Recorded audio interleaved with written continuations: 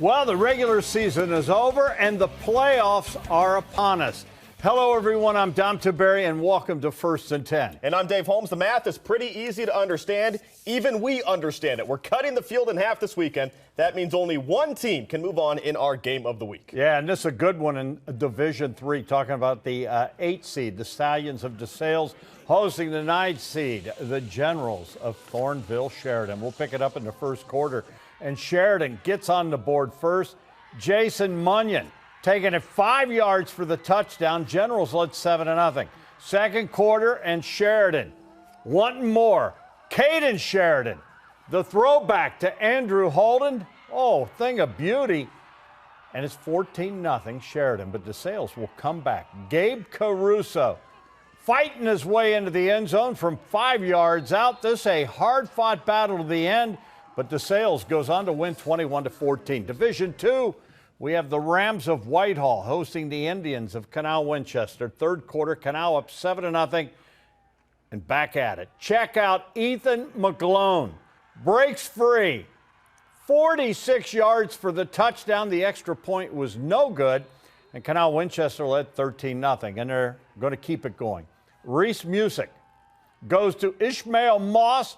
How about this grab, Dave Holmes? That's a nice touchdown catch. CANAL Winchester led 20-0, and they're going to keep it going. This time it's Reese Music on the keeper.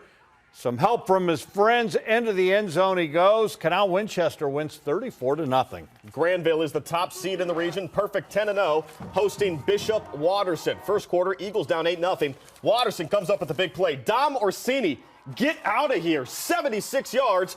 I thought Bishops could only move diagonally, but this guy runs in a straight line. Touchdown, it's 8-7. Granville responds, though. Carson Crouch keeps it, and he's not stopping until there are points on the board. How about that cutback? 44-yard touchdown. Granville still undefeated with a 36-14 win.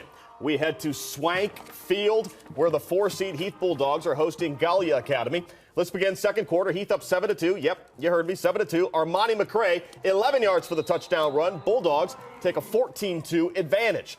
Third quarter now, more from Heath. Braden Bayless scrambling like crazy. He finds Connor Toomey, 39 yards on the touchdown play. How about it? Heath protects the home field with a 21-2 win. And with the expanded playoffs this year, more teams are getting a chance to compete for a state championship. Our Adam King was out and about and has us covered with 2 of those games, starting at Dublin Jerome. Guys, the largest field in Ohio high school playoff history. With it, more games, more highlights, and Mother Nature bringing more rain this season. You know, when you look at that bracket, there are always those 7 and 10 games that you know are going to be good. That no different tonight. We've got a pair of them for you. We'll start with OLENTANGY Liberty and Dublin Jerome. It's the green and gold trying to get the home playoff win, already up 7-0. Here comes Preston Everhart coming out of nowhere, and next thing you know, he winds up in the end zone. 14-0 Jerome, and hey, the pizza guy likes it. The Patriots trying to fight their way back, and I believe they call this getting moshed. Throw it up for Alex O'Cooley and let him go get it. The score for double eights, but it's Everhart again. The man's got heart in his name for a reason, and tonight he keeps Jerome's season alive. They take down Liberty 21-7.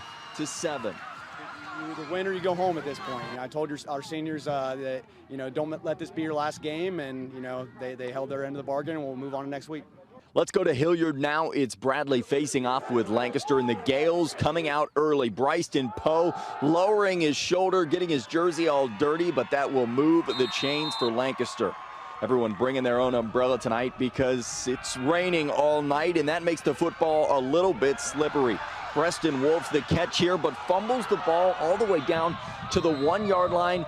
But the Jags recover it, so they're set up in perfect position, except they fumble it on the very next play, and the Gales not going to let them have 2 chances at this. They recover it. This a great game, a close game down the stretch, but it's Bradley sneaking out the win, 21-19. Now, I know there are a lot more teams trying to keep their season alive and move on to next Friday night. So let's go back to you guys and see a few more highlights. All right, Adam, thanks a lot. Next up, Division I, undefeated Golden Bears of Upper Arlington hosting 2-7 Thomas Worthington.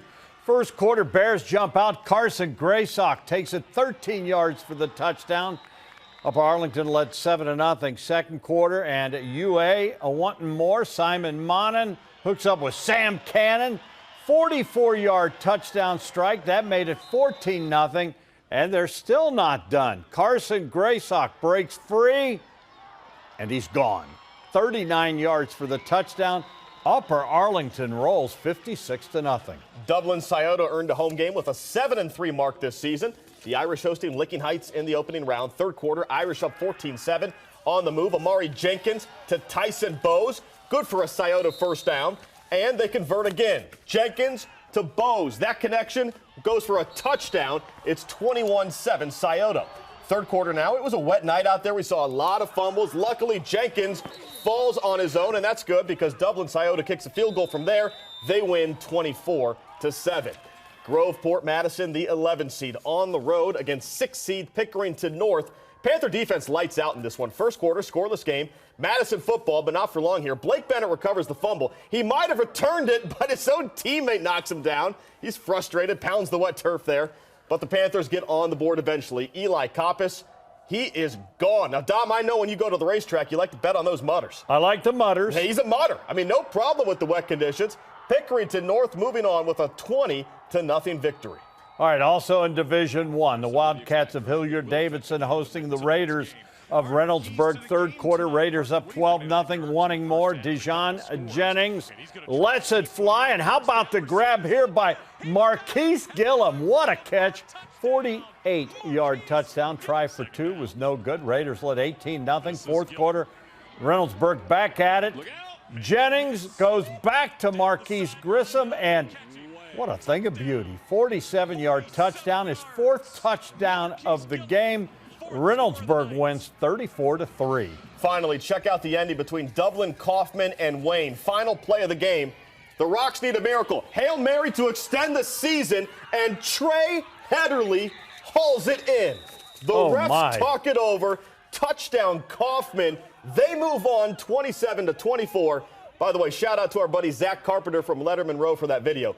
Great stuff. What a way to extend your season. Hey, if you know a student athlete who excels at school sports and service, why are you keeping it a secret? Tell us about them. Nominate your athlete at 10tv.com/athlete of the week, and you could see them next week right here on 10TV. So